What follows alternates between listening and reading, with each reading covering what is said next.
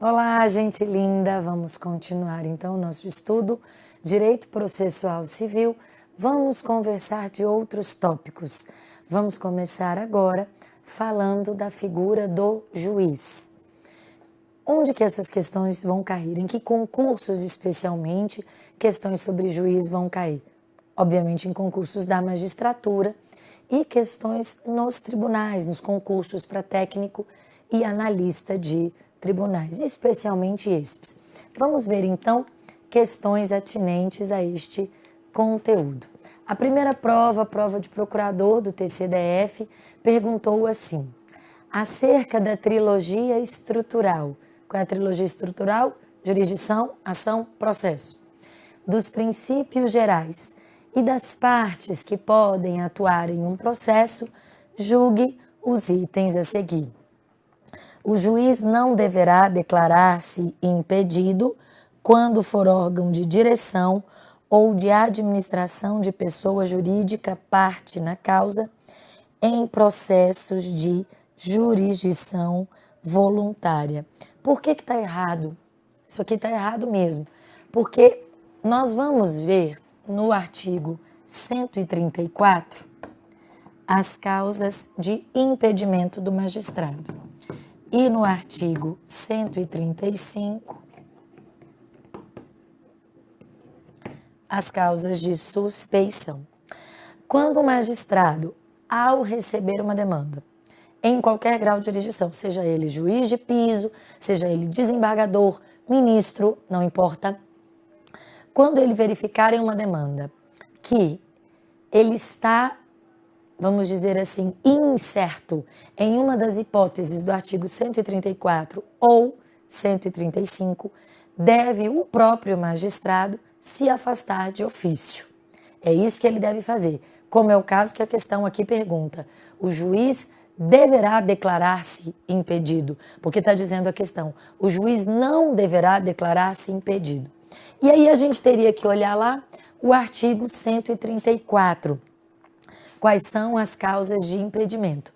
Dentre essas causas, nós vamos identificar quando ele é órgão de direção ou administração da pessoa jurídica parte na causa, seja em processo de jurisdição contenciosa, seja em processo de jurisdição voluntária.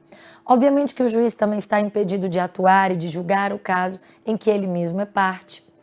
Ele também está impedido de atuar e julgar nos processos em que ele tem parentesco com a parte, pode ser cônjuge, companheiro ou parente da parte, até o 3º grau, está impedido. Ele também está impedido de julgar causas em que ele é cônjuge, companheiro ou parente do advogado da parte até o 2º grau. Nós vamos ter que afastar esse magistrado. É claro que um advogado não pode entrar na demanda para causar o impedimento ou a suspeição. Mas se houve uma distribuição aleatória e essa demanda caiu nas mãos desse juiz, que, por exemplo, conforme a questão, é órgão de direção ou administração de uma pessoa jurídica parte na causa, vamos imaginar, o magistrado é da AJUFER, Associação dos Juízes Federais, e a causa da AJUFER vai parar no TRF. Aí esse desembargador é membro da AJUFER, no órgão de direção da AJUFER. Ele não pode, obviamente, julgar. Ele deveria se afastar por impedimento. Patrícia, e se porventura o magistrado não se afastar por impedimento? A parte interessada oferece uma exceção de impedimento, no prazo de 15 dias, contados do fato que ocasionou, que gerou tal impedimento, ou no caso da suspeição, que é o artigo 135. O artigo 135, falando dos casos de suspeição, vai trazer, por exemplo, quando é amigo íntimo ou inimigo capital da parte, quando é interessado no julgamento da causa, quando recebeu dádivas. Então, essa pessoa é suspeita e aí esse magistrado deve se afastar. Então, item 1, errado. Item 2, prova do TJDF de técnico judiciário, área administrativa. Com relação aos sujeitos no processo civil e aos atos processuais, julgue os itens seguintes. Os deveres do juiz incluem a celeridade da prestação jurisdicional. Perfeito, certíssimo. O artigo 125 diz que é dever do magistrado zelar pela rápida solução do litígio. O magistrado tem que ser uma figura que, além de técnica, ele tem que ter eficiência na prestação da tutela jurisdicional, especialmente naqueles casos sensíveis de liminares, antecipações de tutela, enfim, causas em que nós vamos ter aí um periculum in mora.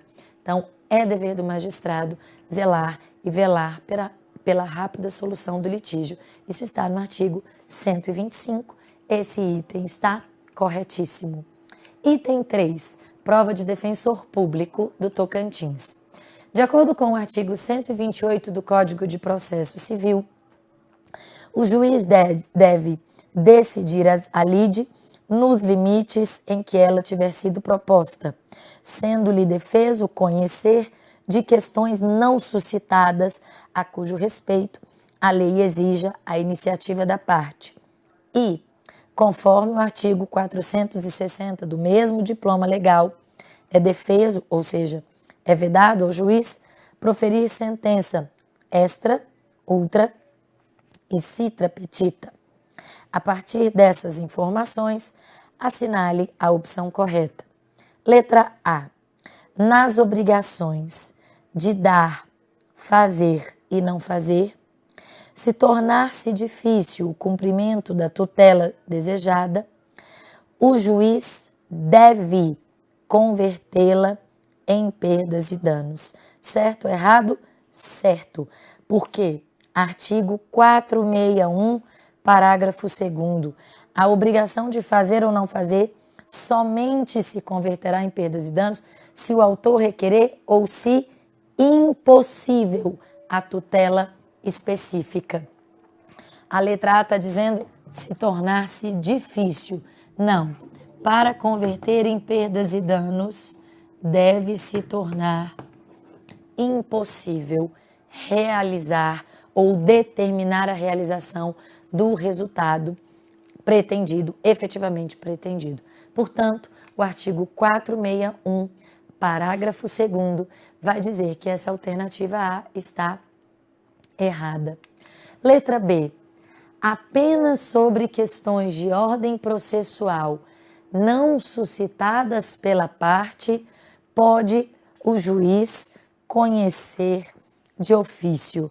De maneira alguma, meus amigos, o magistrado pode conhecer das questões chamadas objeções processuais ou matérias de ordem pública que estão no artigo 301 do Código de Processo. No mesmo artigo 301 do Código de Processo está posto que, de todas as exceções processuais que estão elencadas nesse artigo, ele só não pode conhecer de ofício da exceção do inciso 9, que é a convenção de arbitragem, chamada, portanto, de única exceção processual, que não é objeção processual, porque as objeções processuais, ou seja, aquelas preliminares de ordem processual do artigo 301, salvo o inciso 9, podem ser alegadas pela parte ou podem ser conhecidas de ofício pelo magistrado. Lembre-se que o magistrado é o presidente da relação processual, ele rege essa demanda, ele é que dá impulso oficial e determina a realização do próximo ato na sequência do nosso procedimento. Então, se a parte não suscitou, ele pode conhecer de ofício. Portanto, letra B está errada. Letra C. O juiz pode conhecer e declarar de ofício a convenção de arbitragem e, em consequência, determinar a extinção do processo sem resolução de mérito. Qual é o problema? Acabamos de falar. Quanto à convenção de arbitragem, o juiz não pode conhecer de ofício. Por quê? Porque se eu fiz um contrato com você, nós escolhemos que iríamos procurar um juízo arbitral e não o juiz togado, nós estamos, por livre vontade, abrindo mão do judiciário. Fiz isso no contrato com você. Mas aí pode acontecer que eu ignore essa cláusula e ajuize uma demanda. Se eu ajuizo a demanda, como a lei não excluirá da apreciação do Poder Judiciário lesão ou ameaça a direito, o magistrado é obrigado a te chamar para o processo. Esse princípio tem um nome, princípio da inafastabilidade da jurisdição. Aí você é citado e deve se manifestar alegando convenção de arbitragem, dizendo: pare agora, seu juiz, porque nós escolhemos procurar um juízo arbitral e não um juiz togado. Mas, se não houver essa convenção de arbitragem, ou melhor, se houver essa convenção de arbitragem, mas não houver qualquer alegação, o magistrado é obrigado a julgar, pelo princípio da inafastabilidade. Ele só pode extinguir o feito se eu, que ignorei a cláusula, propus a ação, mas você, réu, apresentou em sede de preliminar a convenção de arbitragem. Aí sim, ele extingue o feito sem resolução de mérito. Isso está no artigo 301, parágrafo 4º. Vou colocar aqui para você. Do Código de Processo. Esse mesmo artigo 301. Letra D de dado. Havendo foro de eleição em contrato firmado entre duas pessoas físicas e tendo o autor ajuizado a ação em foro diverso daquele indicado no contrato, o juiz poderá conhecer e declinar da incompetência territorial de ofício. Não pode. Diz o artigo 112 do Código de Processo que argue-se por meio de exceção a incompetência relativa. E se a parte não arguir, prorroga-se a competência do juízo. Mas o juiz ou o juízo não pode conhecer de ofício da sua incompetência relativa, ou seja, aquela em razão do lugar. Ele só pode conhecer de ofício da sua incompetência absoluta, que é o que está no artigo 113. Se a gente fez um contrato, colocou foro de eleição, eu não obedeci esse foro e propus a ação, se não houver nenhum outro problema, se não houver incompetência absoluta, o juiz recebe a ação e espera que você, na condição de réu, argua a incompetência relativa. Por fim, letra E.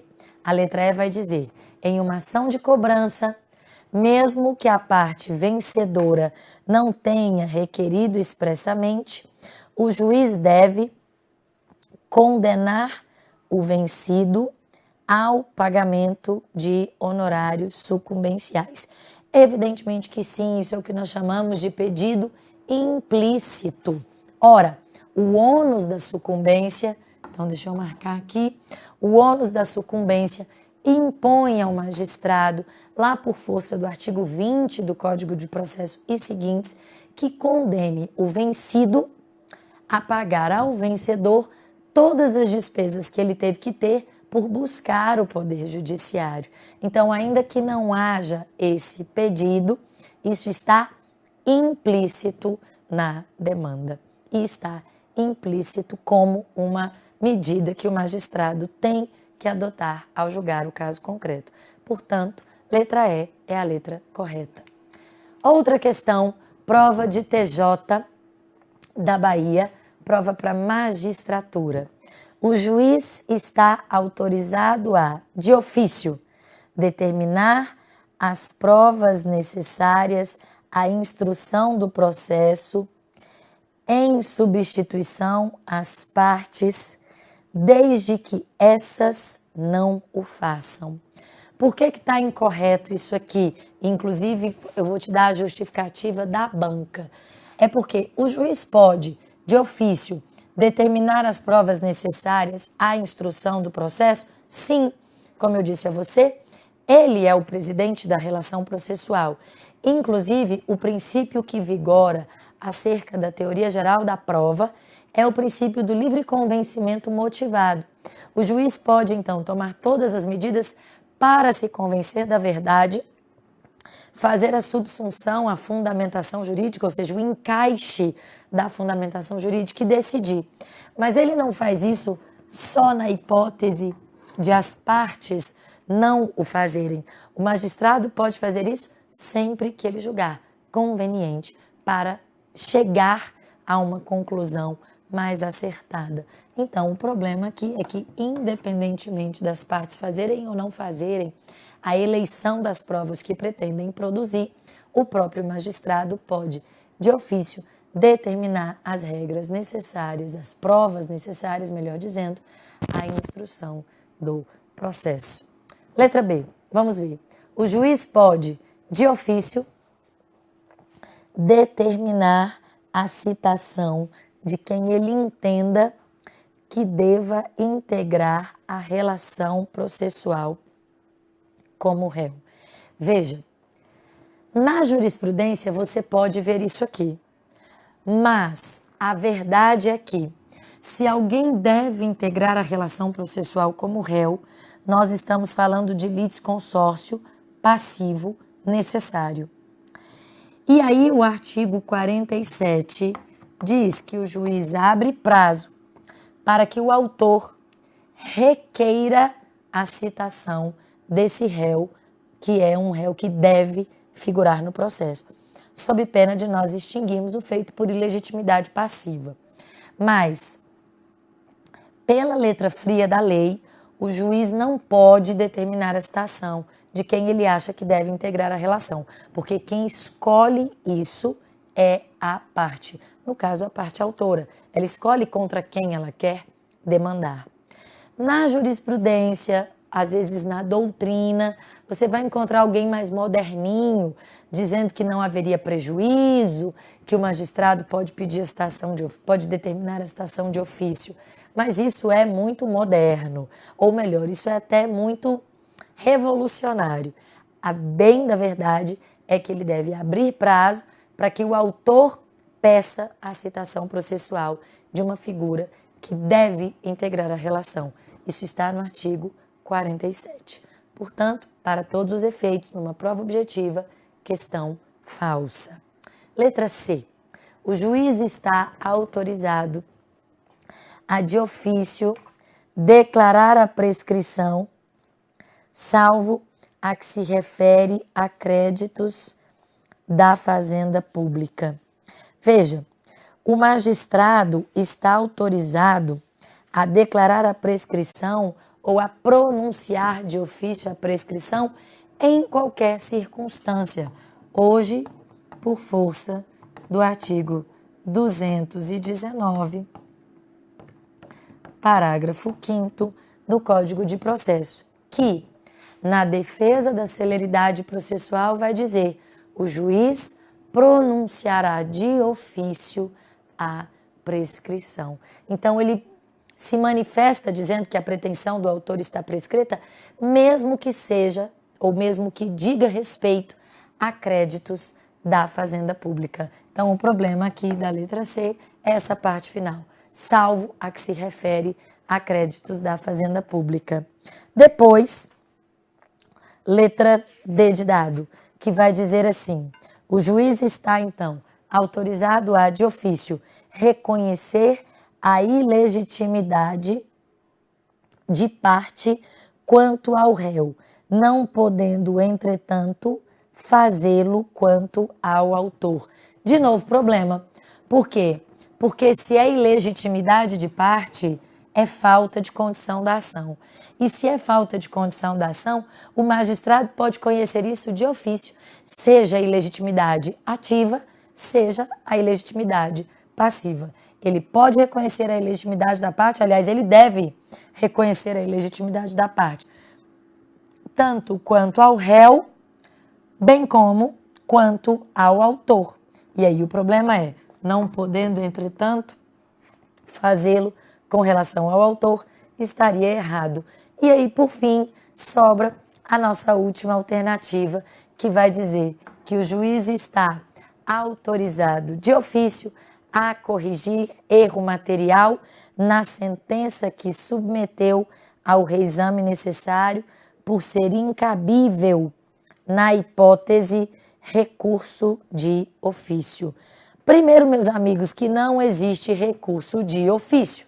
Ou nós vamos ter, naquelas hipóteses do artigo 475 do Código de Processo, ou nós vamos ter aquelas hipóteses de reexame necessário, ou remessa necessária, ou duplo grau de jurisdição obrigatório, ou nós vamos ter um caso de recurso voluntário, que não pode, obviamente, ser apresentado pelo magistrado. Se é um caso de erro material, o magistrado pode corrigir erros materiais. Isso está no artigo 535 do Código de Processo. E aí, não é que é incabível na hipótese recurso de ofício exclusivamente, é porque nem existe recurso de ofício, não é?